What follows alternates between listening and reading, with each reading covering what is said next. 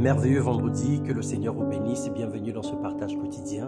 Bien-aimés dans le Seigneur, que la grâce de Dieu soit notre partage, que le Seigneur nous bénisse et nous fortifie dans toutes nos épreuves. Nous lui rendons des actions de grâce et nous élevons son nom au plus haut. Élevons son nom au plus haut, au nom de Jésus-Christ. Ce matin, nous parlons de l'incrédulité à la foi en Dieu.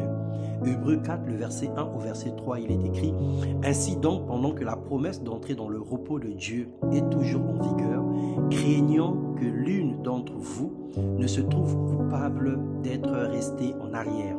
Car nous aussi, nous avons entendu la bonne nouvelle, tout comme eux, mais le message qu'ils ont entendu ne leur a servi à rien, car ils ne se sont pas associés par la foi à ceux qui l'ont reçu. » Bien-aimé dans le Seigneur, l'incrédulité est un état d'esprit ou une attitude de quelqu'un qui doute de ce que l'on lui dit et principalement de la parole de Dieu. Dieu, un jour, a entendu les cris des enfants d'Israël. Il a vu leur souffrance pendant 425 ans en Égypte. Il n'a pas supporté de voir cette oppression qui grandissait.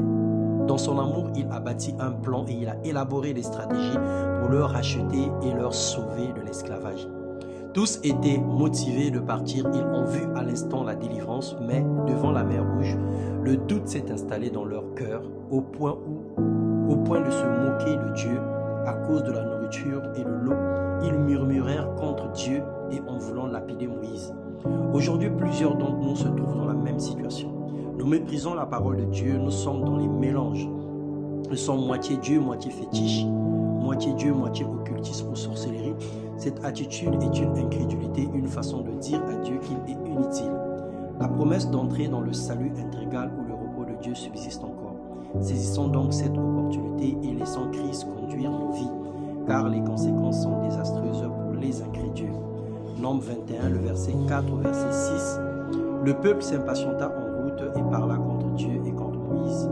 Pourquoi nous avez-vous fait monter hors d'Égypte pour que nous mourions dans le désert, car il n'y a point de pain, il n'y a point d'eau, et notre âme est dégoûtée de cette misérable nourriture. Alors l'Éternel envoya contre le peuple les serpents brûlants, ils les mordirent, le peuple, et il mourut beaucoup de gens en Israël. À cause des biens de ce monde, tu critiques Dieu, tu le désapprouves et tu le traites de menteur. Tu préfères faire confiance aux forces maléfiques qu'à lui. Contrairement aux enfants d'Israël, Dieu n'enverra pas les serpents physiques, mais il te laisse le temps de se repentir. Mais la mort te surprendra et il sera trop tard. Le jugement dernier te rattrapera et ce sera la souffrance éternelle. Si tu changes de position aujourd'hui, Dieu changera ta situation. Il ne garantit pas que tu seras riche, mais te rassure que tu auras la paix et la joie constante. Il sera ton guide et ton secours dans les moments difficiles. Il t'éprouvera par le feu et se servira de toi pour son œuvre. Viens et reviens